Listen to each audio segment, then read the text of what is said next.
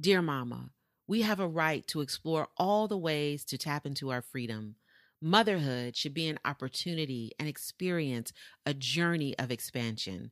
Liberation is about breaking down any barrier that binds you, even borders. We must always be willing to do whatever and go wherever we can to be free this lifetime.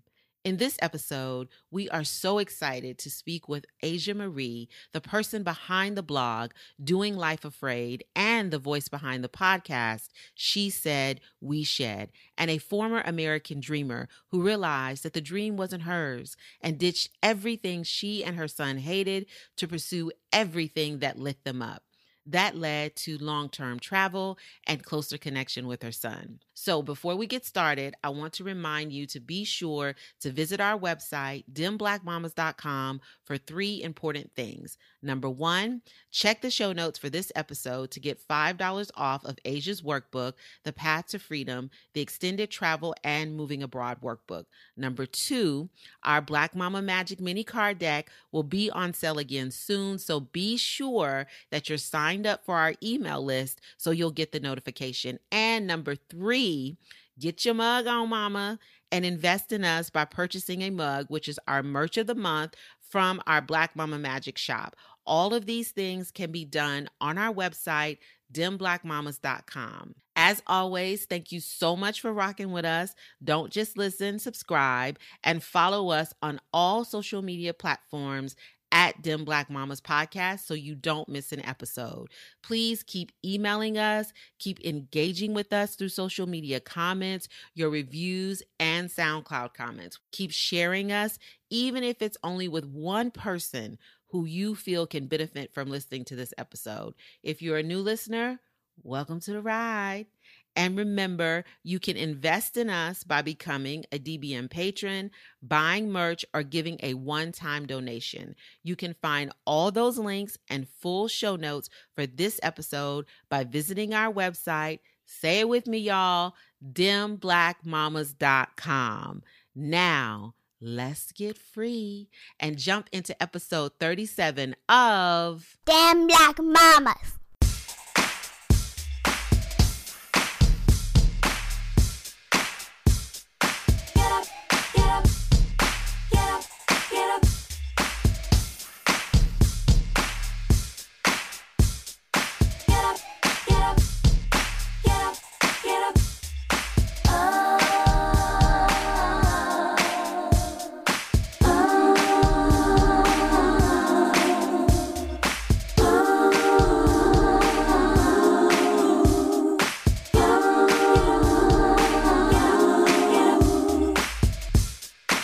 Hey everyone, welcome back to the ride. It is, what is it? G-Ho, G-Po, greatest podcast on earth. Thought I had forgot, but I brought it in. I brought it back. Almost didn't make it. Welcome to the greatest podcast on earth. We are going to attempt to stay focused today because we got a guest. Because we got company. You know, we got company. And you can tell we got company because folks got on eyebrows. Folks got on gloss. I did put them on just for this meeting. I did. Because when we don't have company, we just be rolling up in here. We don't look like this. Eyebrowless. Like that's the truth. So y'all look amazing. Thank you, girl. Thank you so much. Thank you, boo. So I am Crystal Tennille Irby, mother of 4, 3 boys and 1 girl. And I am recording from my new home office. I'm so excited. You know, a couple episodes ago, I was in the corner of my room. Then I was in the dining room. And now I'm in an office. So I'm excited. Well, I'm Thea Monier, mother of 3 girls. And I am in a corner of the room. So this brings up a sore subject for me because you go through your old pictures and I saw, remember the sanctuary? I had that whole office. Yeah. And then, that became my stepdaughter's room. I said, okay, we had a big enough bedroom. I moved my little desk into our room. We had a window. I had a window. Mm-hmm. That was nice. Then we moved again and it was like, we could set up this space outside, which, I like, but it's also not good for recording. That was a disaster. There's a lot of ambiance. It's a lot of ambiance. And then now it's cold. I mean, well, okay, it's California cold. Krista, don't give me that look. For us, that's different. And so I can't be outside. What's the temperature right now? I don't know. I don't That's how you know it's not cold. Because I asked her what the temperature was. And she said, I don't know. If it's cold, you know what the temperature is. It's low 60s. You looked on your phone. I looked on my phone. We done ordered space heaters. That's cold. It is cold. I'm by these mountains too, and y'all. Nikisha, where are you? I am Nikisha Killings, mother of 4 girls. And I'm in my home office. Right. In what state? In Florida. Right. So California and Florida, 60 degrees is cold. I just want to give folks a reference point. I mean, cold is cold. You can give the reference without the judgment. Right. How about that? Thank you very much. It is cold is the point. And the point is that's why I'm in this corner of the room. And that's why my camera's tilted up. There's a bunch of unfolded laundry on this bed in back of me. Don't believe Instagram, y'all. Instagram is a lie. But we do have a guest in the building who's gonna rock with us for this entire episode. Would you like to introduce yourself and let us know how many children you have? Sure. I'm Asia Rutledge. I have 1 child, and I'm in Atlanta, and it ain't that cold. I heard it's not bad out there right now. It's not. I literally was like, can the cold come on? I'm tired of this. Yeah, it's not cold in the South at all. And it's like crazy how warm it is down here right now. It's crazy. I'm fine with it. It can take its time. It's not going to make it all the way down. It's going to be cold enough. Listen. It's not going to be cold in Florida. So welcome, Asia. Welcome to the ride. Thank you so much for rocking with us. And Asia is our guest for our mac and cheese segment, which I'm super duper excited about. We are going to be talking about Black people and extended time or living outside of the country. So we're going to have an in-depth conversation with her about that. So I'm super excited. Speaking of climate change, which is what we've all been talking about, basically. We would like to say, we know there's a lot of feelings in the air. We know there's, nothing's perfect. But I do want to say I might have had a teeny bit of excitement and maybe even arousal at hearing a president mention the word. Oh, yes. No. All of that. Oh, yes. My hand is up. I think I tingled. And I was like, what was that? Asia's hand is up. Yes. What was that? And I was like, oh, he mentioned climate change, bitch. That's what that was. It was just refreshing, grammar, Grammar. You don't even realize the things you took. The COVID response team. Cohesive. There's that. Yes. That's it. Just words, just calm, steadiness, stillness. Like, it's so much shit. We talked about legislation. Yeah, we talked about that, but on just on a human to human level. No, real talk. You didn't even realize until Joe Biden's acceptance speech, his victory speech, like how abused we were. Like it was like those small details. I have never thought about the transfer of power. I didn't even know that it was really a thing. In other countries, that's like the most vulnerable And time. now it is here. In other countries no more. It's the U.S. now. Exactly. It's the U.S. Yeah. I took it for granted. I took the transfer of Well, power. no, taking a lot of I will stuff for be honest. granted. I didn't know that if we were ever going to have a coup moment, it was going to be this. Like, I was happy that, but then I was like, first of all, we've caused these coups in other countries. Did we not think that it could potentially happen here? You know what I'm saying? Well, we thought it, but unmelanated people didn't think it. That's but the other interesting thing is, started from the bottom, now we here. The Bible says those who are last shall be first. I feel like Black people are scholars at this moment, right? We are just like PhDs. It's really interesting. Like, y'all didn't know about this? They didn't know anything about anything outside of what was in those little 5th grade history books. The barbershop and the beauty salon, which have the best conspiracy theory schools. Like, if you want to know the what behind the what, and right now they're looking like universities. It took a pandemic, a raving lunatic. It took so much to get them to realize we should have always just listened to Black people. Period. Like, instead of colonizing and enslaving, we probably should say, can you give us a couple tips on farming? Teach us a little something, about how to raise our kids. Because, we would have been like, oh, sure, we hook you up. What you want? We'll send somebody over and, they'll show you how to get this going. But you didn't ask, you didn't want to ask. You didn't want to humble yourself. And now it's like, can you teach me how to Dougie? That's not right. That's not what you're asking. But you know what I'm saying. Now it's like, teach me how to Dougie. So We shall see. We shall see. The irony how to me is that turns how out to be. We keep talking about other countries like they're third world and all this, but we are literally having all of the third world experiences, and I'm being nice and calling them experiences.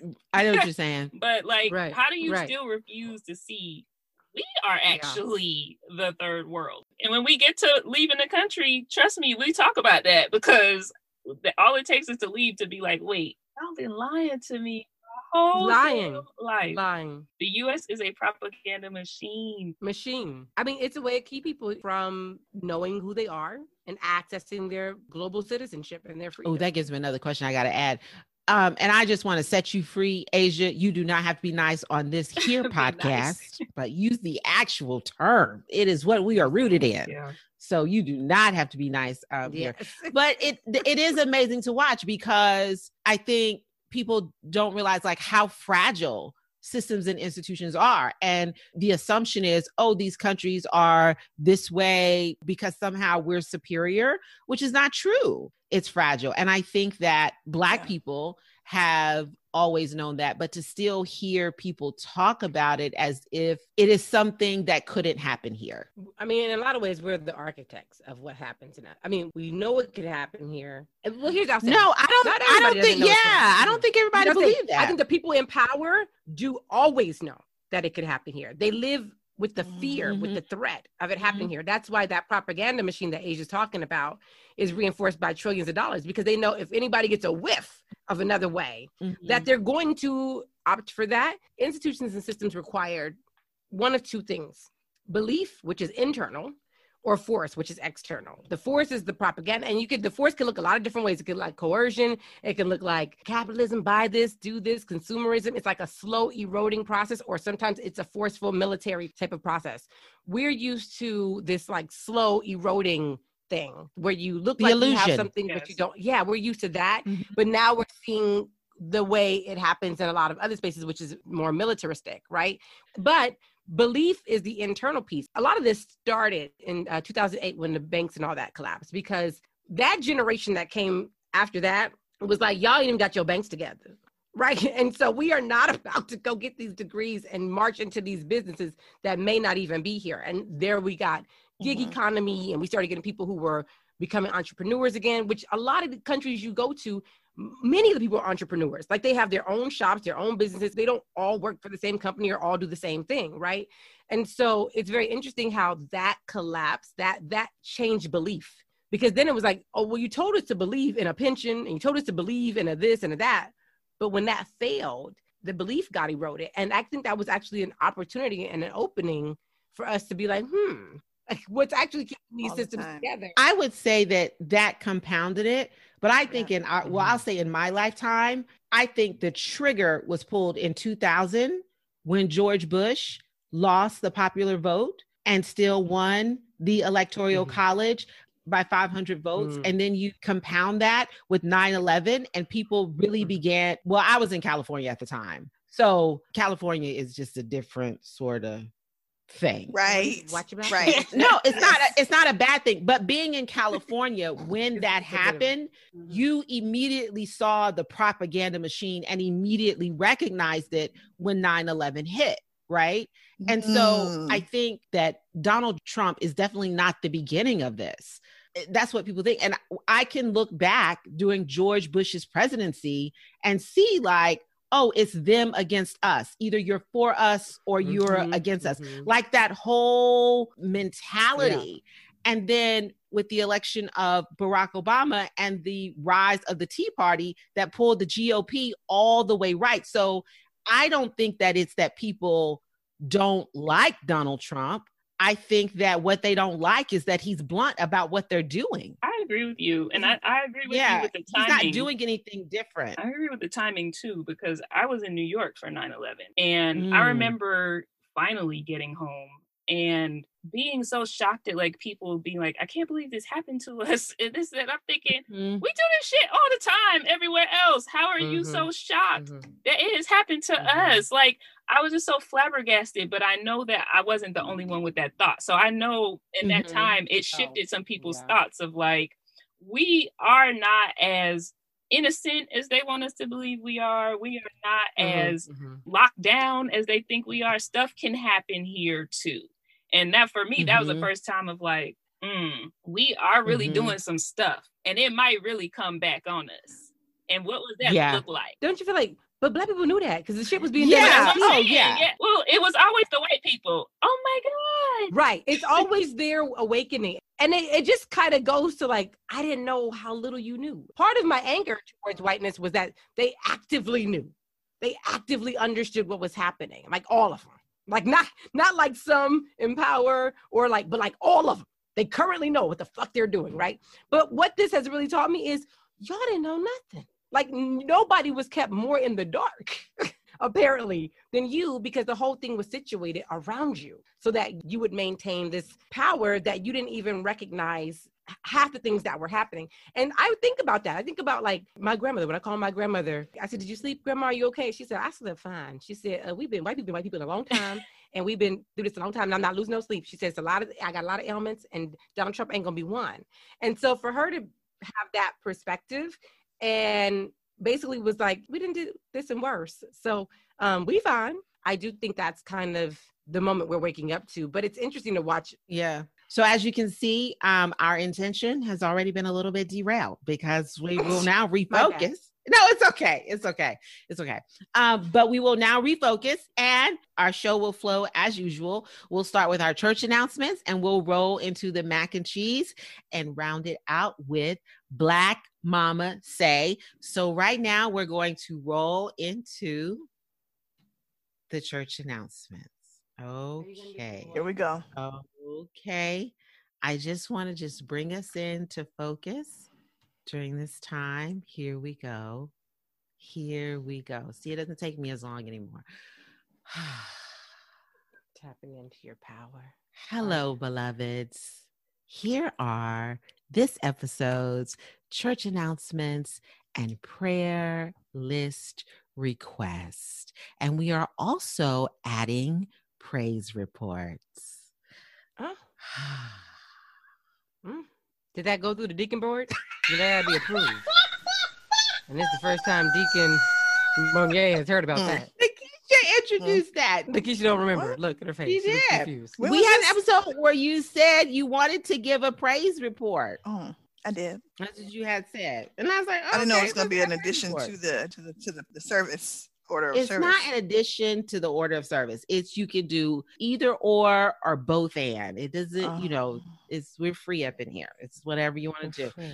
Okay. So I can start with church announcements because I'm super duper ooper excited about my church announcements. Let's hear it. So my first church announcement is that Dem Black Mamas is doing something I never thought we'd do, but we're doing it. So we have on sale right now. Are y'all ready? A Black Mama Magic card deck. So these cards are a series of quotes and just inspirational paragraphs for Black moms to keep you inspired, to follow your creativity in your motherhood. And if I do say so myself, we did that. We did that. We did that. It's some bars. Yeah, it's some bars in there. It's a mini deck. So it's only 27 cards. The link will be in our show notes and it'll also be in the bio on all of our social media platforms. But I am so excited about this. I'm super duper excited about the deck. And if I do say so myself, my co-host really showed up and showed out on these cards. We did. It was last minute. We was down to the minute. But we came through. And shout out to the graphic designer, Black woman Olivia, who did her thing, y'all. Beautiful. So I just want you to keep in mind, you're also investing in our platform to keep us more consistent and to be able to fill out a team, because as we get bigger and we want to do more stuff, we need more help. So I'm super duper excited about that. My last announcement is I'll be doing a writing workshop on, I forgot the date, but I will be doing a writing workshop That will be in the notes as well. I'll be doing a writing workshop in the month of December, and it's a writing workshop about writing a personal statement, or if you have to write an artist statement, or you can use this technique to write a cover letter. At some point, you're going to have to write something down to tell people who you are. And this workshop is designed to help you cultivate that statement. So I'm really, really excited about it. And we'll have the link to purchase tickets to that in the show notes as well. So those are my church announcements. You know, I'm always excited to have church announcements. So those are all my church announcements. Those are great church announcements. Thank you, Vince. Those were Thank you. great. I am excited for all those. All right, let's see. What do I have coming up? I, am steadily busy working and teaching the people at this moment about equity and empathic care. I'll also be the keynote at the Spring Gold Lactation Conference. So look for me. That's amazing. Yeah. Look at you, girl. That's the big picture on the big page. Those looking to see me in person, we can book. I'm now taking bookings for 2022 for in-person events. So, that's great. 2021, no ma'am. Yeah, so those things are happening, and I got another huge project I'll be unveiling really soon. So stay tuned. There'll be a praise report coming up. Just teasing it. It's coming. That's all I got. I ain't got no more. I will be releasing a book soon. Very excited to release Blood and Bahareke. So I'm really excited about this talk with Asia today, because this book is all about ancestry and being a daughter of the diaspora, right? Like having Caribbean blood, having Central American blood, and having African American blood, and people of African descent. We are citizens of the world, period, point blank. So there's not a continent we haven't touched or influenced.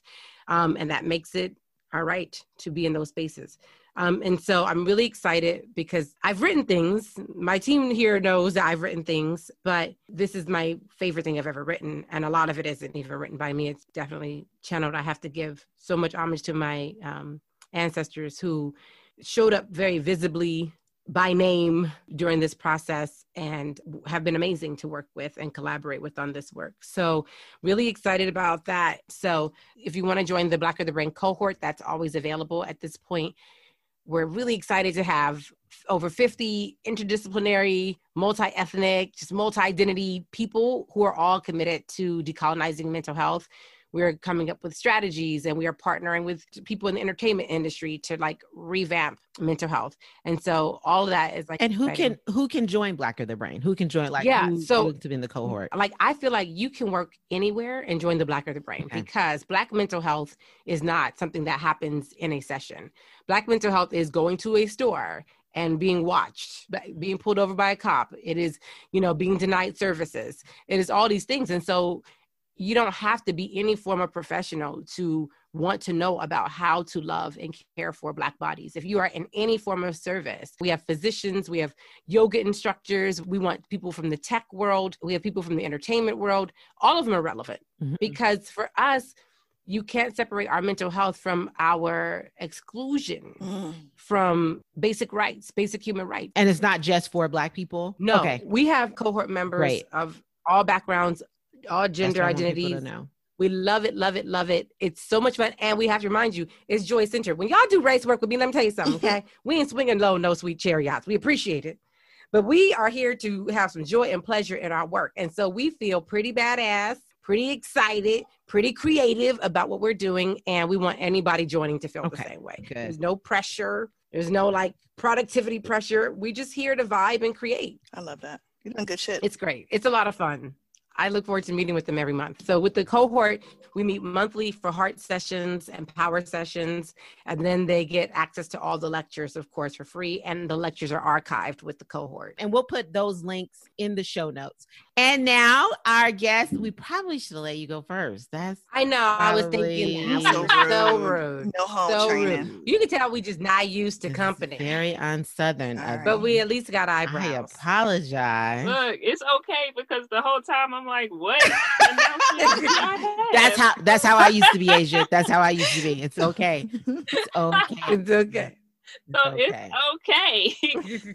But I am working on a project. So that's exciting. I'm actually starting a podcast agency and supporting What? agents. Yeah, so I'm focused on podcasts that are changing the culture, right? Not podcasts just for fun or whatever. There's nothing wrong with for fun, but I gotta care about what I'm doing. I've had spent enough years being like, this ain't like saving cancer for nobody. So I gotta do something that means something. That's beautiful. It'll be a podcast agency, and how will it support podcasts? Like, will podcasts come under there, like on a network, or no? So it'll support, like, we'll do the back end work. Oh, so in terms of like the uploading, the graphics, all of that. Because I used to work for a podcast company. I'm obsessed with podcasts. As you know, I have a podcast. So I'm like, this just makes sense. Please let us know. Yeah, let us know. For the people, but for me as well. No, not for us. No, not for the people.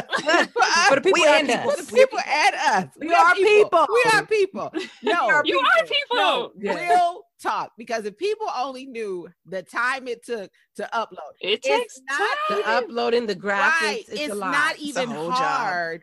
But it's just a lot. It's a lot. So please keep us posted on that. I would appreciate that. But that's exciting, though. That's really, really exciting. That's super exciting. Thank you. I'm super excited about it. Take my money, Asia. Take my money. You can. Let me tell you, if you can upload these podcasts, you can have a good portion of this. And it's a Black woman owned. Take my money. Portion of these coins. This is how you build Black Wall Street, y'all. Just want to say. That's true. This is how you recycle Black dollars. How much of your money is going to Black women's business? Yes. So I'm going to close this out. I'm going to close this out. Okay. You never forget. Sometimes I'm like, maybe she'll forget. But that doesn't happen. Haters are going to hate. It's okay. Just have to do your thing and believe in yourself. That might be in the Black Mama Magic card deck. Might be in the deck. No, that you can't spot in new cards. The Deacon Board did not rule on that. Please keep these events and dates in mind. And for information as well as inspiration, follow us on all platforms at Dim Black Mamas. And you can visit our website at dimblackmamas.com. You can also support us by becoming a patron in our Patreon community or by giving a one-time donation. And we also have merch available. But see, we got a lot of ways that you can invest. So we got all the links on the website. Check us out. Keep us going. Thea, are you ready? I am. Let's go. Transition to the mac and cheese. In case you didn't know, Asia, you are the mac and the cheese today for our conversation. So, like that.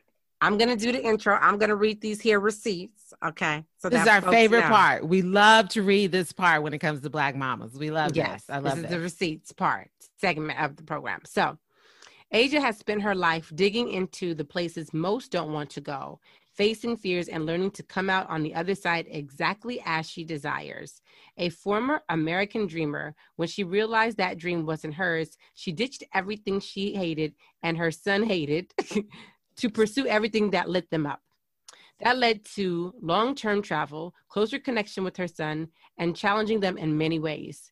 She's since lived in Mexico, become a homeschooling mama, and has found a way to use words in various forms to express herself and connect with others. Mom of one, entrepreneur, daughter, sister, friend, Asia believes many times your pain isn't just for you, but to help others experiencing similar things. Quote, I must be here to do something great because God wouldn't put me through all of this for nothing, she says. Asia inspires others through her work, which focuses on recognizing and healing from Black mama trauma. She is the person behind the blog, Do Life Afraid, which I love me that title, okay? I just love me that title. I love a good title. I love a good title, bitch. It changes everything. It does. The author of The Path to Freedom, the Extended Travel Moving Abroad Workbook, and the voice behind She Said We Shed podcast, a reclamation project for defining a motherhood that acknowledges and helps us heal from the unresolved trauma-induced parenting practices among Black mothers. The pod is not about dragging Black mamas. It's about healing. Welcome, y'all. Welcome. Asia to the show, to the ride. Thank you. But can I say I'm hiring whoever took all that and compiled it? That would be Crystal. That would be y'all Crystal. send that to me? Yes, she will. That was Crystal. It was wonderful. Thank you. Okay. So we Black people have been threatening. It's true. we gotta get in where we are, right? Yeah. We've been threatening to leave the U.S. for quite some time. And I think what I like to tease out when I do talk to people who have lived abroad for periods of time or who are still living abroad is about the story about the moment where you knew, like, okay, this is not just talk. Like, I'm actually packing, moving, planning, going. That's one of the reasons I'm excited to have the conversation, and was even more excited after the results of the election, because sometimes I think we save this conversation for the moment when I don't know what to describe. Hopeless. But like for a crisis you feel moment. like you don't have any choices. It's a crisis moment, and I would rather have this conversation not out of fear. You know, and so that's one of the reasons that I'm really, really excited to have this conversation, especially after the results of the election. And I have a lot of feelings about that. I think in some ways that's like privilege, you know, but to have the conversation not coming from a place of fear, especially because you've, you know, been doing this for a while and you weren't triggered necessarily by a political And I crisis. guess my other follow-up question to that was that your first time out of the country, or had you been out the country before that decision? So go ahead. It's funny you say that. Everything you're saying is true, because I'm in the process of moving back permanently. And many people election day were like, so are you still gonna go? And I'm like, yeah, it's really not about what the decision was from the election. It's about so many things for me. But for me, I will say, to answer the first question. Wait, when you say moving back permanently, moving back where permanently? Mexico. Okay. So no, it wasn't like a one moment for me. It was a progression. You know, I did the whole corporate thing. I like to say I had the house, the dog, and the picket fence. I just didn't have the man, right? And so I had the kid, I had the dog, I did all the things, and I hated the job. I was miserable. It made the money, but I hated the environment. Like you said, we're attacked on all fronts as Black women, especially in corporate America. And it was just draining. My son was in school. He was having all these issues in school. Young, hyperactive Black boy, you know how that goes. And it just was like, we weren't happy. And so I dreamed about it. I talked about it, but I never really was like putting things in place. And I worked remotely, and my job was bringing everybody back into the office. And I was like, I'm not coming back, so give me a severance. And if I was playing, and like a month later, my manager was like, when are you going to start telling me I'm not coming back, giving me a severance? So once they gave me the severance, I decided I didn't want to live in my house anymore. I sold my house, and I found myself being in a position of, none of this was towards the goal of moving abroad, but I found myself with nothing tying me here. I didn't have a house. I didn't have a job like that. My son, I had pulled him out of the school. Like, we literally were not tied to anything here. And there was where were you living at this time? We were in Atlanta, in a suburb of Atlanta. And I had a moment of like, well, if I'm not tied to anything here, why are we sitting here? And I had to face myself at that point, because if I still sat here, it was because of me. Yeah. It was my fears, my whatever. And it had nothing to do with any excuse that I could use before that moment. And I was like, well, let's try it, because I don't want to live in regret. I really try not to live in regret. And so it was like, let's go. You know what, Asia? I love that you use the word tie, because the things that we associate with the American dream can be shackling, right? You know, you get the house in a certain area, then your kids got to go to school in that certain area. To make that life go, you have to have a certain kind of partnership, and all those things. You're supposed to get them and feel like, yeah, I did it. But they actually feel like, you know, it produces a lot of anxiety about maintaining it. When you think about it from a capitalist perspective, if you convince people that everybody should have to do that, then people are more afraid to leave those jobs. And this company, this country, that wasn't a slip. That wasn't a slip. This company / country needs workers, right? And so I do think there's so much there about the ties. I haven't bought a home yet. I've been thinking about it more recently, but there has been this fear of a tie that then will make me feel obligated to certain work, certain things that require a certain level of consistency or routine that I don't thrive in. And so I love that you use that word. And I think a lot of us feel tied. and don't even realize that that's where the anxiety is coming from. What it is. Yeah. Even if it's to family, like, oh, I can't leave mama, you know, Yeah. shackling. Ooh, that's stuck. That hurt. Thea, to use that term, shackled. Had you traveled before you made the decision? So my son had never traveled. I had. When I sold my house, I was exhausted. It was just a lot had happened. And I just was like, I'm going on a 2-week trip somewhere. I just need a break. And I decided on a resort in Mexico. And that was the first time I had taken my son abroad. And we just went on this resort, and I'm not a resort person. I just needed something where I didn't have to figure out how we was going to eat. I didn't have to figure out, activities. And so we would go off the resort every other day, but we would just chill on the resort. And when we got back home, everything we were doing, we'd just be like, I wish we were back in Mexico. Like, it didn't matter where we were. We could be in a grocery store. I wish we were back in the beach in Mexico, And one day I was like, well, why aren't we then? So I asked my son, I said, well, what if we did? What if we just went back? And he's like, what are you talking about?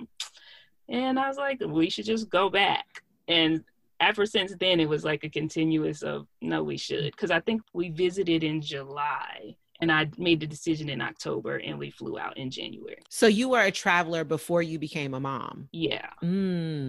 What was your first travel experience like? What was your first trip outside of the U.S. like for you? On my first? Yeah, ever. Your first personally, yeah. I went to Brazil at 10. Oh. That was my first trip, and we went to Rio. When you're 10, you're like, this is stupid. Like, I was like, where's the McDonald's? All the nonsense.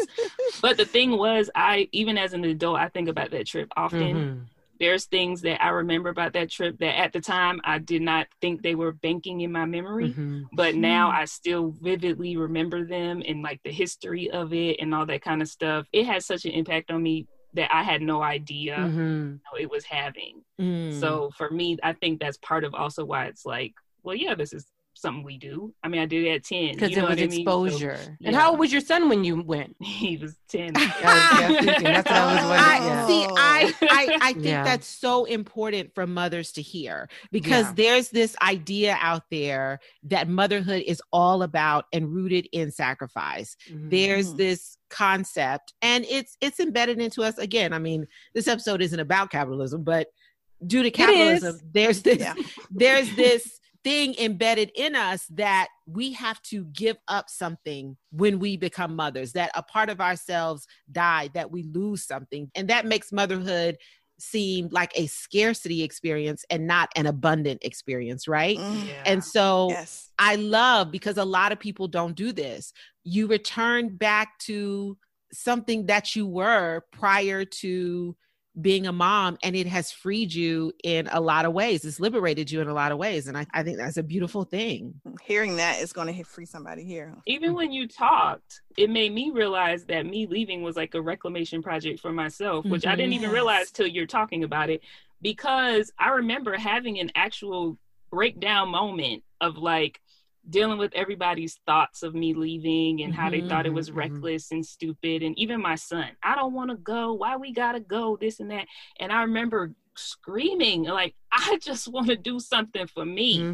Why can't everybody get on board for me? I get on board for everybody else. I do everything for my son. Why can't one person get on board for what I want to do? And I told my son, I said, I'm sorry. I know you have feelings about it. I understand it. But you know what? This is what we're doing. And at least if you don't like it, we know we tried it and we could come back home. But we might have an amazing experience. I don't want to hear this no more, because I support you all the time. Yeah, 100%. You just gonna get on board with this. Let me ask that, Asia. It took me 36 years to leave the country. And I remember, to your point, Asia, that got set in motion about 6 months before I actually left the country. I left the country February. I knew the first country I wanted to go to was my dad's birth country, which is Panama. When I set it in motion, I realized what had kept me from traveling for so long was I had kids when I was 22. And so I was always thinking and assuming when I left, I had to take the kids with me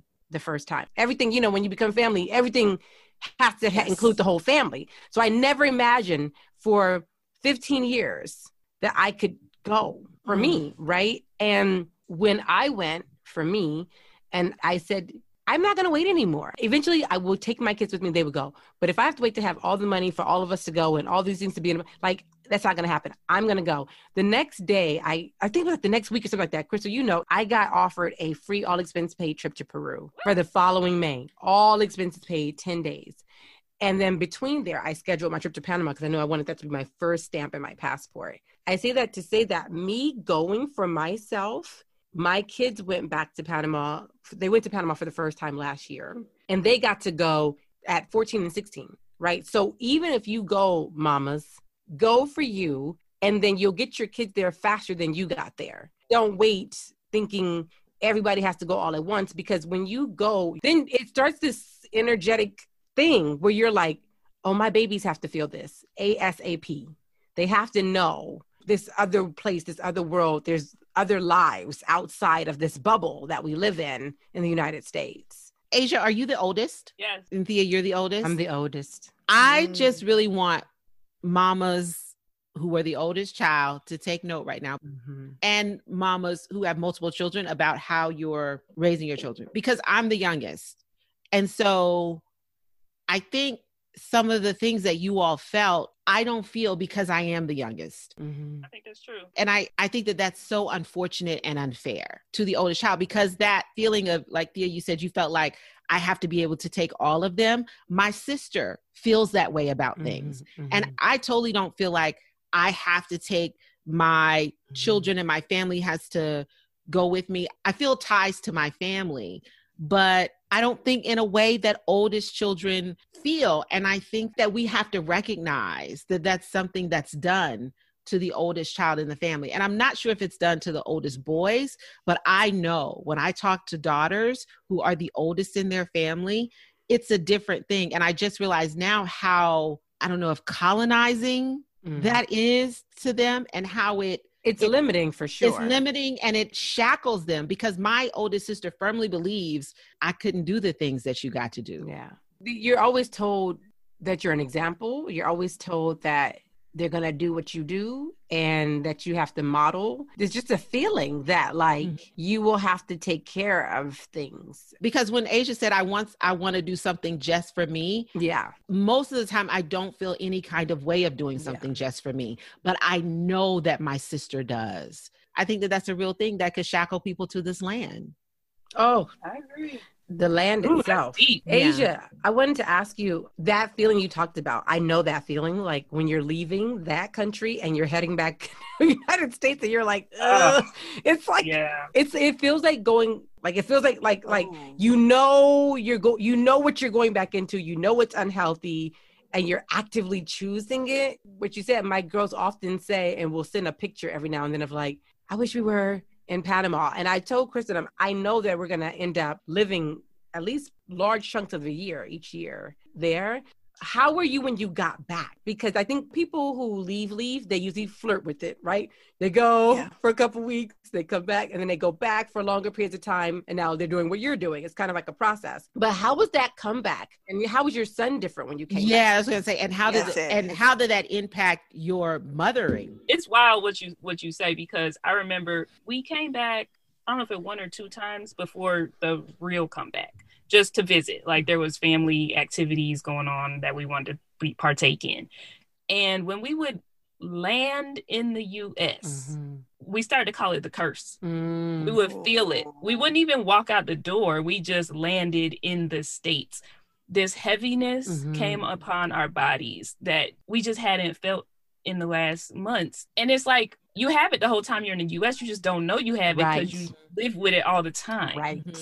But when you stop living with it, then you start feeling it again. You're like, what is this? So for me, that was profound, and that was awful. Like I still haven't moved past it. Like that's the thing keeping me going. You don't realize how much of your life and body and mind racism occupies until you're in a space that is not rooted on racism. Now you may experience colorism, you may experience some of these other things, but that country is not built on those things. It's not built on it economically. It's not built on it socially. It's a learned behavior from colonization.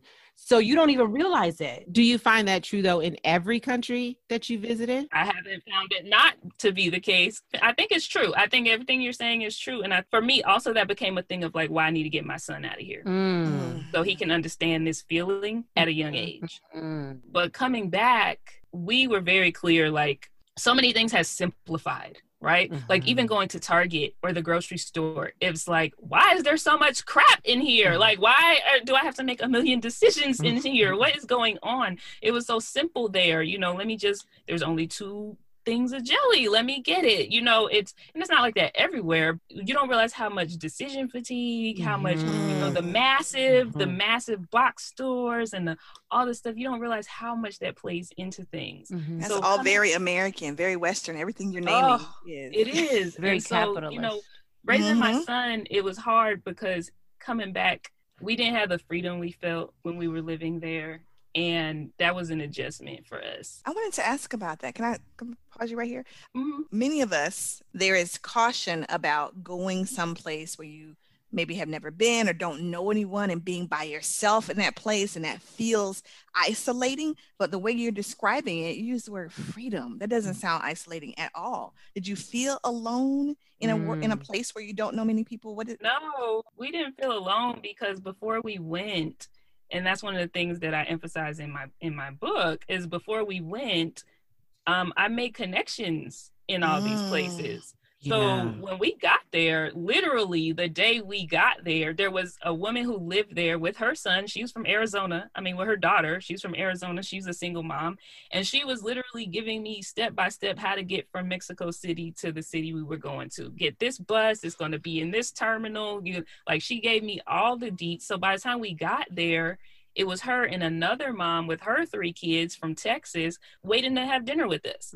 So we weren't alone. We weren't isolated. Every time expats came into the city or nomads traveled through or people moved into town, we found them. Like we knew who they were, and we formed these communities, and we'd go hiking with a family from Chicago, and we'd go do all this stuff. We befriended a woman who lived there for like 19 years. She's originally from Ohio, and she does a lot of work on the ground, literally in Mexico. She doesn't do like the nomad thing. She like works with the people, and we went and volunteered with her. We went and did all this stuff. So we didn't feel lonely at all because we built a community. And that was my question. I wanted to put on the question that I said to you, how you found the Black people. Like that was that's real though. That's real. But I wanted to go back to, you said that in the beginning, your son like didn't want to make the move. When did he change his mind? He didn't. Okay. You have to know your child. Right. So I will say that first, right? So my son's temperament is no to everything. You just got to kind of put him in a situation and be like, this is what we're going to do. And you might love it. Let's give it a chance. When I knew that he knew this was happening regardless, I'll say that. And I know how to work with him, right? So I start dropping these gems 4 months early. I start talking about it in a certain way. Then I start reframing it. Like first it's like, what do you think what if we were to do this? Then, 3 months in, when we, so I've learned how to work with him. And the moment I knew he was like on board with this is when I would hear him talking to his friends, and he'd be like, well, I'm gonna be in Mexico then. So you're gonna have to like get me on text or something. Like when he was just owning it, like I'm not gonna be here for that, but you can text me and this and that. When he was doing that, I'm like, okay, he's owning it. He knows what's going on. So to the question of community and culture, I would like to know why you chose Mexico. And would you ever choose a country that's not people of, would you ever choose a white country? I don't know why I'm playing around with words. Right. You said we ain't got to do that here. Yeah. Why did I choose Mexico? Well, honestly, we went on that vacation. And when we went on that vacation, it was like an epiphany because I'll speak for me. I had a perspective of Mexicans in the States. That was nothing like the experience I had with Mexicans in Mexico.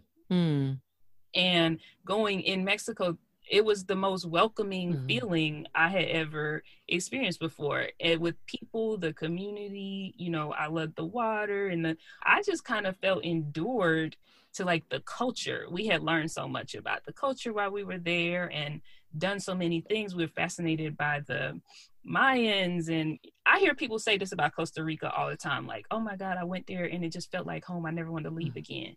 I didn't feel like that when I went to Costa Rica, but I felt like that in Mexico.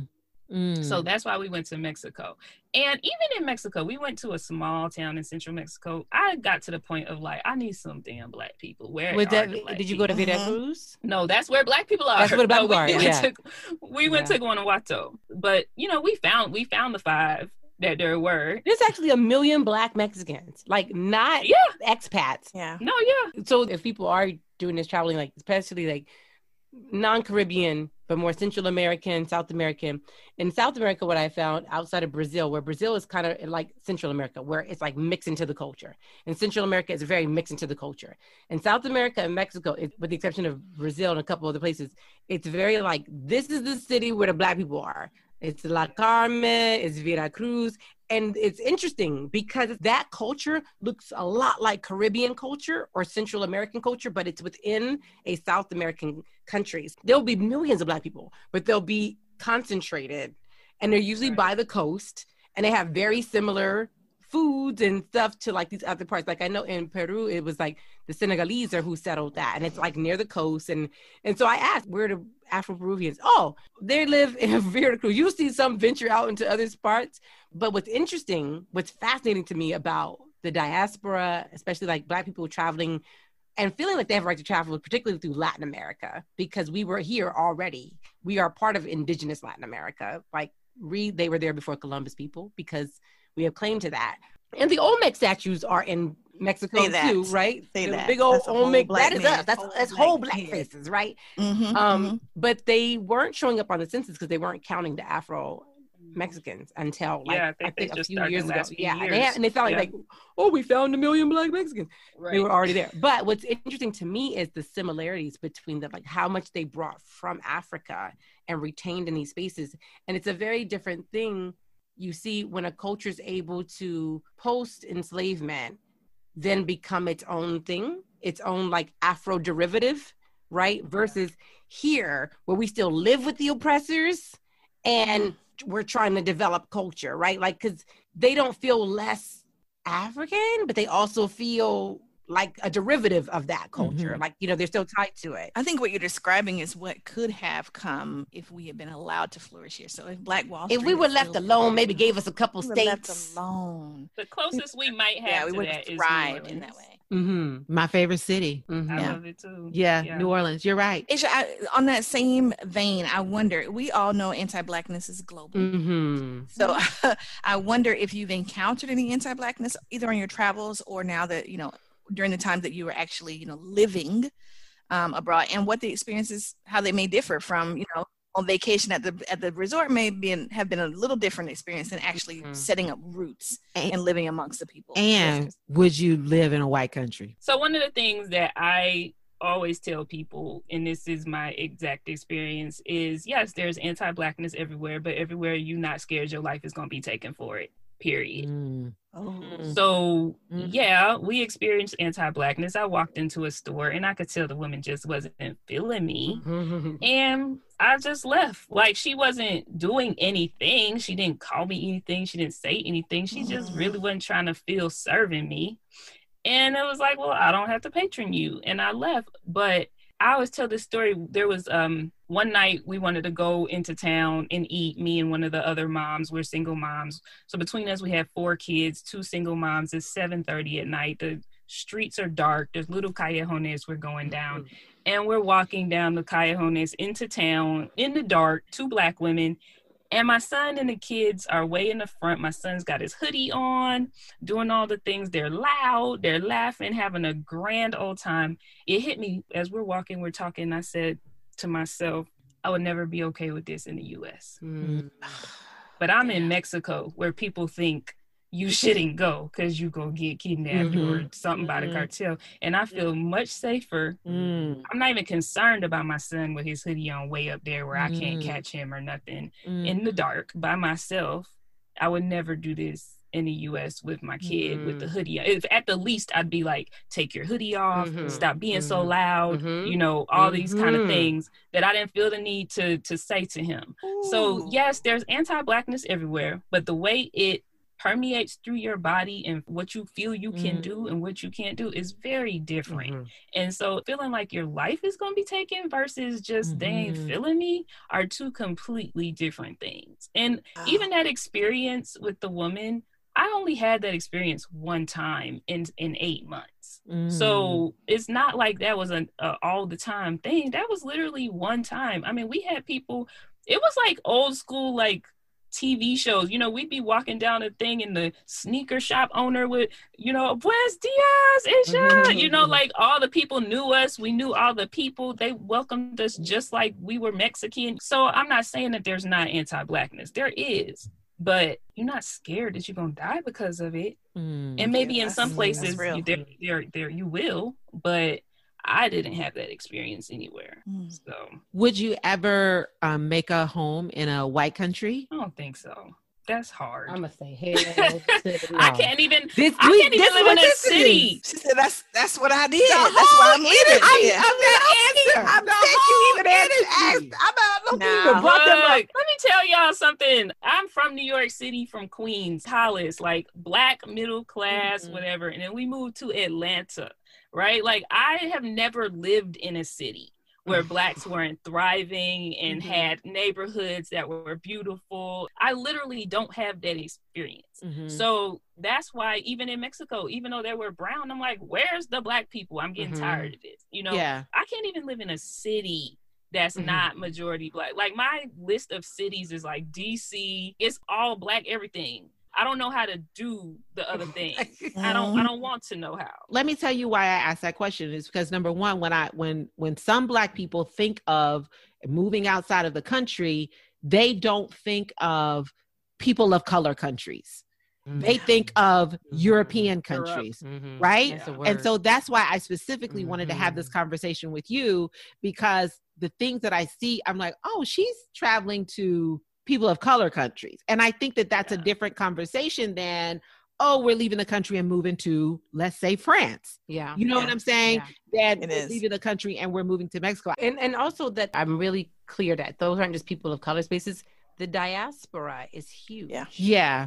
These are places where our culture helped create culture. So I think that's I really want people to feel like to travel. Like to me, that's why I would feel like the diaspora is huge. Why would I go to Europe before I go through the diaspora, right? Like it's also just beautiful to see other Black people who had the transatlantic slave trade experience and how, because of where they got dropped off, they were able to establish life differently. Because when I came back, I was like, we can establish this differently. Even those of us who are in the United States can establish this differently.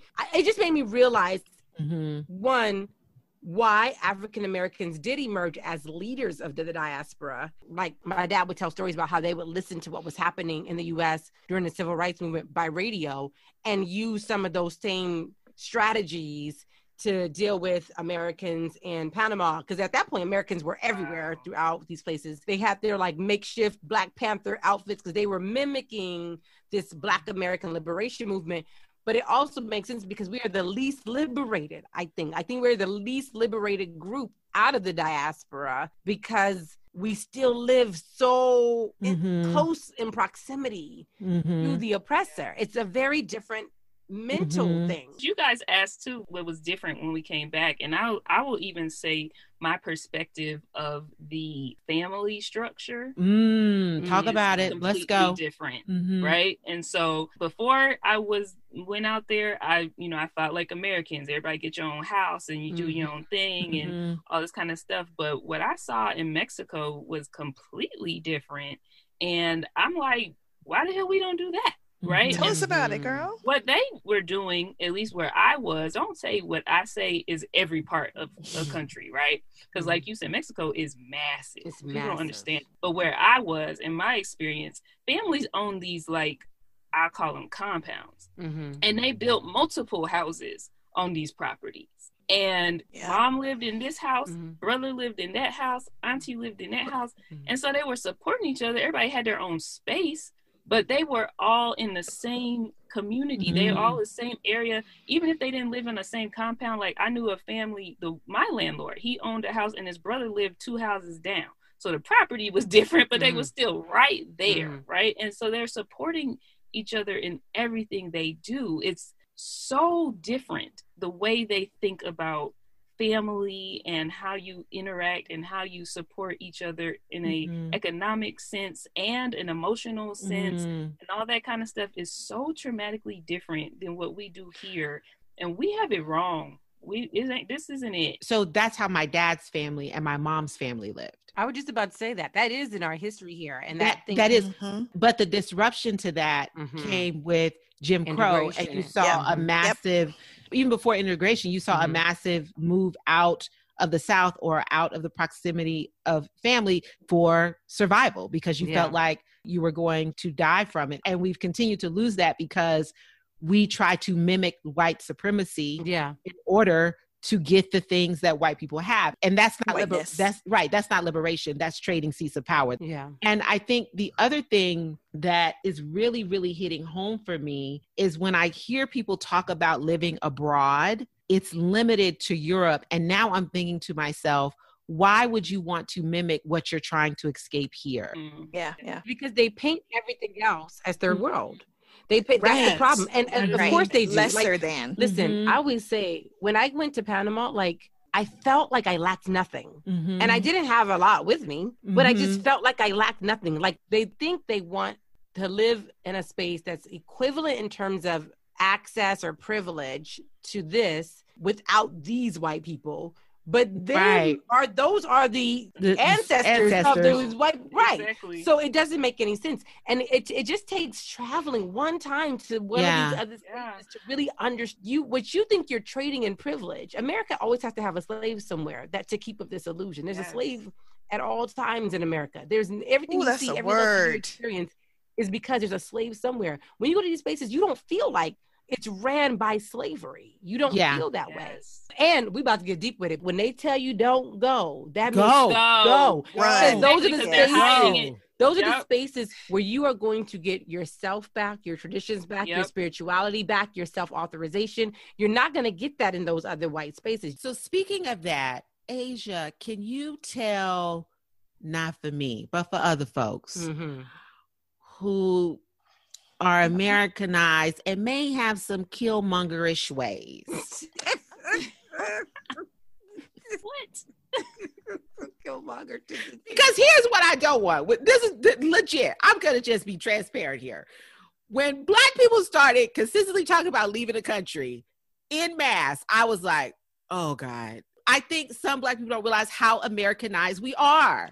No, you're right. And I don't want us, real talk. I'm just going to be fully transparent here. Real talk. 1 or 2, maybe 5 of us going over at a time is cool. But I know for sure, if we go en masse, it's going to be a problem because we have not done the work. And I think there's work to do on multiple levels. Like, I think American ambassadors to these Black countries really need to do the work of really connecting the diaspora. Politically, we have some work to do to lay some foundation with that. But I want you to talk about kind of mindset shift that some of us need to do, because some of us think, I'm going to live as an American in this particular country. Let me tell you something. What I don't say anymore, Asia, is I want to live off the grid. How dark was it, Thea? How dark was it? A bitch went far off the grid. Chris, let me tell you, I got footage. Let me tell you. Let me tell you, we all talk about living off the grid. Yeah, that's the thing. She went all the way off. We got on a boat. We went 2 hours out into Lake Titicaca. The Urus people, let me tell you, the Urus people were there before the Inca. The Inca are their colonizers. That's how long they've been there. And that's how long they've been keeping on these traditions. We get to this, and, I would definitely do it once. Not again. Not again. I wasn't ready. I wasn't trained. Like for them, they were stronger. They were more virile. Like first it was like exciting. The rain was pouring down. It was beautiful. You're so in it. Night fell, right? Night fell and it got, when I say black ass at 6 o'clock, right? Black ass. No electricity, no phones, no Netflix. We're off the whole grid. And it was off. So cold. I literally put on everything I brought in that bag. I'm from California. Not only from California. My dad's from people from a tropical climate. I was dying. You know the emergency thing they give you during a crisis, that silver blanket they wrap people up. I had that shit. Okay. I was cold. And you would still have to wake up and like choose between like, do I want to shower? Because it's cold. Because it's cold. It was like the first night, me and my friend looked at each other. We was like, we got to get through 2 more nights. We would just try to put ourselves to sleep early. Like it's like you just try to put yourself to sleep. You can wake up and there'll be some light. You know what I'm saying? Oh gosh. Because it was black. I just want to say that, Krista, you are exactly right. So now I'm like, I would like to be less British for sure. Less shackled, right? But you know, access to certain things would be nice. By the third meal of quinoa and potatoes. That's another thing you don't think about when you travel. Like we have Americanized versions of their food. So we go there expecting it to taste and like it's not the same. And in a lot of countries, they do eat pretty much the same diet consistently. We have like access to a million different types of food. So by day 4, you are still eating the staple crop that grows in that area. And at that time of year. Come on now, right? I mean, it's better for you because it's not. Right. But at the same time, you're used to, you know, pizza one night, Thai food the next night. You're right, because like I said, we lived in a really small town in central Mexico. And white people don't go there, basically. Right. And so, you know, we had the real Mexican experience. And like you know, I've never been an off the gritter, but I'm like, forget America. We gonna, you know, really infiltrate into this Mexican situation. And I got to be just give me a damn mall. Yeah. You know, like I was like, can I just go to a damn mall with a Burger King? Like, can I just have something? And so literally to see Black Panther, we Ubered an hour away to a town where they said they had a beautiful mall and they had a Costco. And so we made a day of it and we left and we went and it was so of like, relief, right? Like right. Easy stuff. And so what you're saying is true though. And honestly, at this time, I just want to get out the US, but I'm really hesitant right now to go to like Tulum or Playa del Carmen because for some reason we're all flocking there right now. And I know it's shifting the way those areas are. Right. And especially when you have people who, I hate the word woke, but when they don't realize that they're so infiltrated into all this stuff that they just want to go there and have the same thing, right? So they're not looking to immerse into what's there. They're looking for that to shift to them what they want, which is exactly what the white snowbirds do, right? I mean, we saw that when we were living there before, and my son would see it. He'd be, oh my gosh, you know, because I remember being in an ice cream shop one day, and this man starts talking to the woman like she's slow, right? But speaking English, and my son's like, she's not dumb. She speaks Spanish. Like you should be speaking Spanish. You know what I'm saying? Like you're in Mexico. So we take that on, right? We take that too. A lot of us don't even realize that we bring that with us. And so I always tell people, one of the biggest things that I see when it comes to people saying they want to leave the States and move somewhere else, the first question is, how do I get a job? Right? And that is so telling to me of how indoctrinated we are here, because the very first thing that I've learned about moving abroad is you have to throw away all the chains we've been taught of this is how you do things, right? And you have to get creative about how you go and find work. It's not about always you just gonna get a job. Some countries, if you gonna take a job from a native, you can't work there, right? So sometimes the laws say you can't work there. And so it's not about how you hear you just go get a job. You don't just go get a job. You better start getting creative and resourceful and finding all these things. What do you do that you could teach somebody? You know what I mean? Like, get out of this. I go to college, I do this, and I get a job. Drop that mindset. It's not what it's going to be when you go abroad. And the people who struggle the most with that job thing, they're the ones who's going to go over there and expect it all to still look the same, act the same, be the same too. And it's not. It takes a complete mindset shift, and you have to be open. Like, one of the things I always say is I love to learn. So that's why I love Mexico, because even though we were on that resort every other day when we were leaving, we were going to Chichen Itza. You know, we were going to all these things to learn, these museums, these ruins, all this stuff. So I'm going to immerse wherever I am because I'm fascinated about learning it. But everybody's not like that, you know? And so when you go somewhere and you want it to be what you used to, and at least be willing to have a reckoning with yourself. You know, like there was periods where I was like, why these cable people didn't come like they said they was gonna come, right? They told me this day and this date, and these Mexicans did not come. It's been a week, right? And in America, you like, this is not okay. You can call customer service and you can have a fit. They don't care. Their time is not. They're gonna get there when they get there.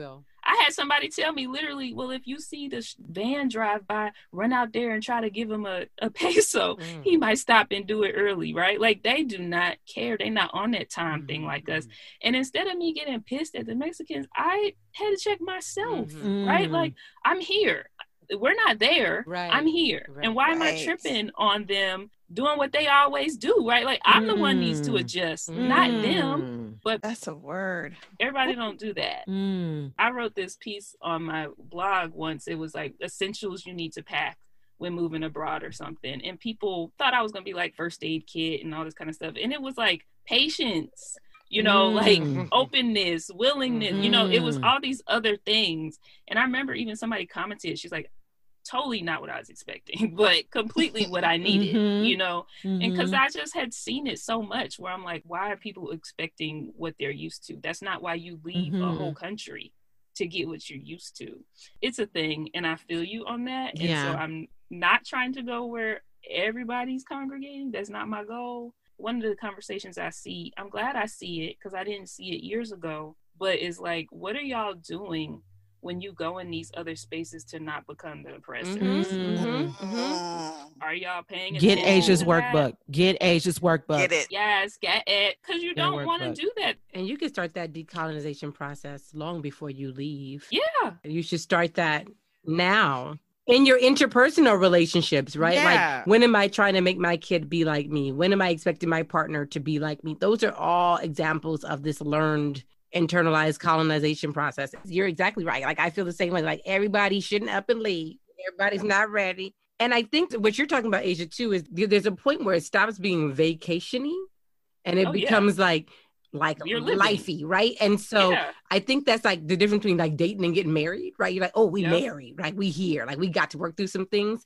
And I think the beautiful thing about that, because what we didn't really get to talk about was healing, but how healing these experiences are. And like immediately, like within days, you start to feel like something different is happening with you. Yes. But I think that what I've heard and what I see is the longer you're in that space, the more you can engage in the type of reflective healing that racism doesn't even allow you to get to. It's like the self-actualization type healing, the stuff that helps you to become more of who you came to this planet to be. That's the kind of difficult healing work you're doing, as opposed to I'm constantly triaging my own racial trauma. Yes. I think that that's the thing that I liked about your workbook when I went through it, is it is an actual workbook. And you have some work to do before you go. And so I love that it is a workbook. Like, y'all, it's actual stuff you got to sit down and figure out. Like, it's pages you got to fill in. So I really, really, really, really love that. And to Thea's point, was there a healing aspect to making this move for you? I remember the woman that I met who had lived there before me. I remember one time she said to me, you just have to play, right? Like, that's what she told me to do in my day. You should play. And I was like, what does that mean? And she's like, you'll know. And I was so pissed with her. Like, I was pissed, right? Because I'm type A. I know how to do all the things. I follow all the rules and, you know, what's supposed to get me from A to Z. And I just didn't know what the hell she was talking about. But months later, I got it because I didn't have all these crushing expectations. I didn't have all these weights that required me to do all these things every single day and do it a certain way and live up to people's what they saw me doing and all this kind of stuff. I got to just relax. I got to learn what ease was. I got to learn what creativity was again. I used to think I wasn't creative. Like, I promise you, I used to think I wasn't creative. And then I went to Mexico and I'm starting an online course and I'm writing a book. I wasn't creative because I didn't have the space or the capacity. But then when I moved there, I'm like, oh my God, I'm so inspired. I don't have all these things to do. Ideas are coming all the time. It is truly freeing, right? And of course that I had for single moms, it was the path to freedom, right? And it's like, this is how you get free. And I didn't mean it just financially, right? I meant it like, you need to get free. You need to start that up again. Yeah, people loved it. It's like, you need to get free because this is a whole thing and you don't even realize how tied and shackled you are until you're not. And being somewhere else where they're not even worried about that, it never failed. I don't know why. It was just a ridiculousness. Every Sunday, we wanted to go to the grocery store. And so we would have to walk into town to find a cab to then drive us to the grocery store. And every Sunday, we'd go walk into town and there'd be no cabs. And we'd just be looking around like, where's all the cabs? Why are there no cabs? What's going on? Where's the taxis? And finally, it took like a month to be like, they're at the park with their family. Right. Like, they don't work. It's Sunday. It's Sunday. Right? And but like in America, it doesn't matter. You find whatever you want on any day. It didn't matter. And it literally took me doing the same thing for like 4 to 5 weeks of like, get it in your head. It doesn't work that way because they're resting. They're enjoying their families. Listen, they work to live. For sure. Yes. And that's what you need to learn how to do. But for us, that's such a healing thing because we don't even understand what that means. And it's normal.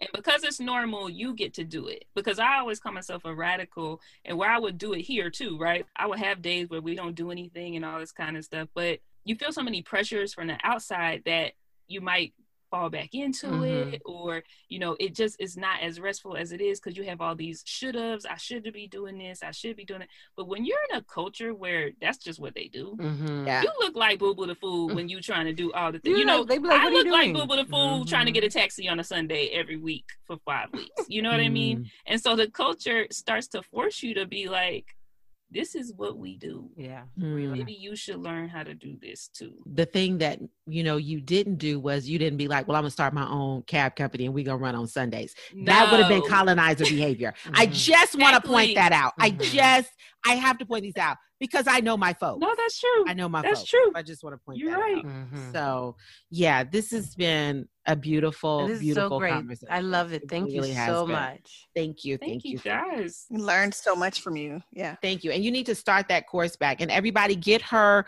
book, The Path to Freedom. And we will have the discount code in the show notes. You got to read the show notes. I work hard on those show notes. You got to read the show notes. You do get the code. I ain't mad at you for that. Show notes are a beast. So, Nikisha, you want to roll us into Black Mama Say? Yes, thank you. So now it's time for our final segment, which is Black Mama Say, where we put our own twist on sayings from Black mamas.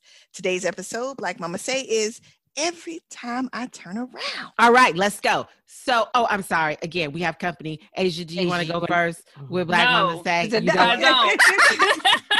Okay, so here we go. Every time I turn around, folks is reframing what Black women did. Let me break this down. All right.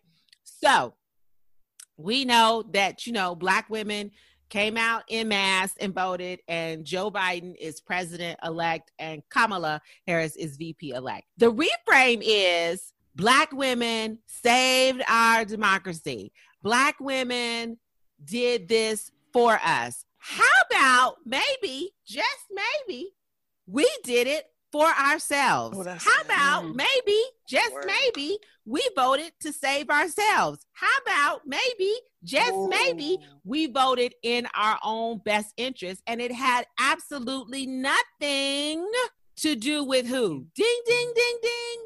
White folks. How about for y'all, It was election day, and in Black woman land, it was a Tuesday. Newsflash, we are no longer in service to you. Our existence is no longer in service to you. Okay?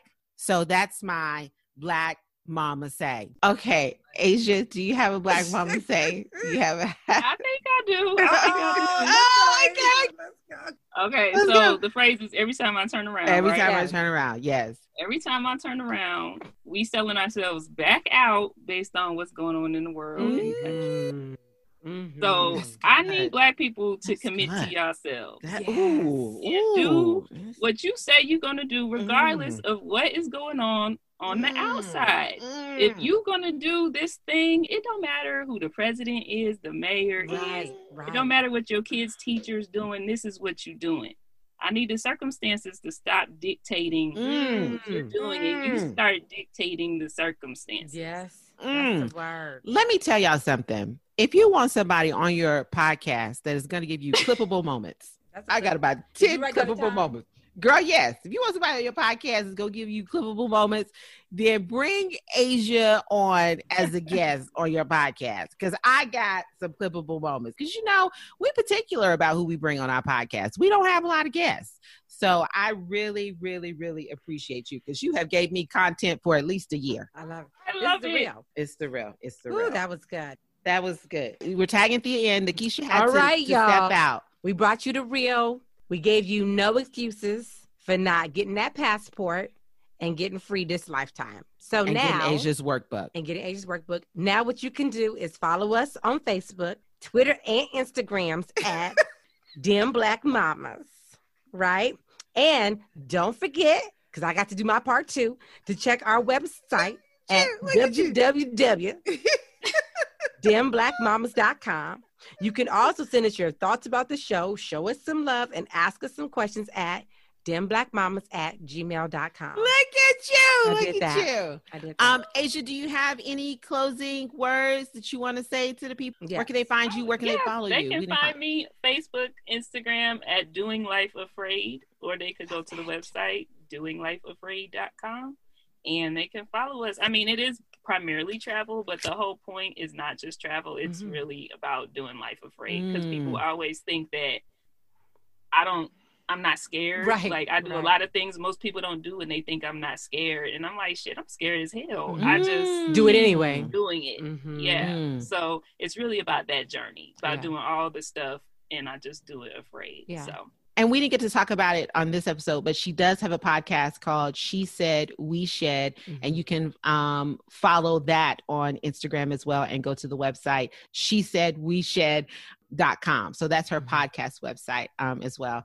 And if you are interested in starting a podcast, then follow Women of Color Podcasters and join the Facebook group as well.